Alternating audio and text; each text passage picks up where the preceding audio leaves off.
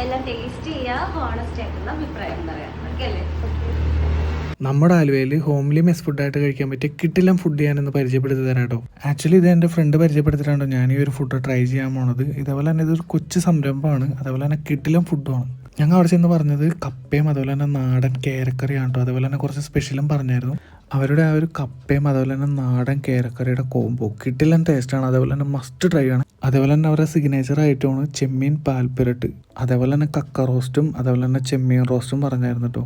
Signature ആയിട്ടുള്ള ഈ ഒരു ചെമ്മീൻ പാൽപ്പിരട്ടും ആ ഒരു പുട്ടും കൂടി കൂട്ടി കഴിക്കാനായിട്ട് എൻ്റെ മോനെ, ഈ ഒരു ഫുഡിന് ഇത്രയും ടേസ്റ്റ് വരാനുള്ള കാരണം എന്താണെന്ന് ചോദിച്ചപ്പോൾ ആ ഒരു ചേച്ചി പറഞ്ഞത് വീട്ടിലുണ്ടാക്കണ മസാലകൾ പൊടിച്ചിട്ട് തന്നെയാണ് നമ്മൾ ഈ ഒരു ഫുഡ് വെക്കുക എന്നുള്ളതാണ്. അതും പ്രിസർവേറ്റീവ്സ് ഒന്നും ഇല്ലാണ്ട് ഫുഡ് ഉണ്ടാക്കുക, അതാണ് അവരുടെ മെയിൻ ലക്ഷ്യം.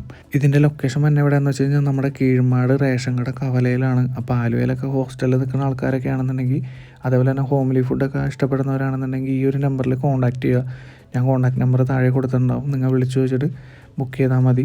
വളരെ അഫോർഡബിൾ ആയിട്ടുള്ള റേറ്റാണ് ഈ ഒരു ഫുഡിനൊക്കെ അവർ ചാർജ് ചെയ്യുന്നത്. അപ്പോൾ നിങ്ങൾക്ക് വാങ്ങാനൊക്കെ താല്പര്യം ഉണ്ടെന്നുണ്ടെങ്കിൽ ബൂബോസ് കിച്ചനെ കോൺടാക്ട് ചെയ്യുക. അപ്പോൾ മറ്റൊരു വീഡിയോ ആയിട്ട് കാണുന്നവരെയും ബൈ.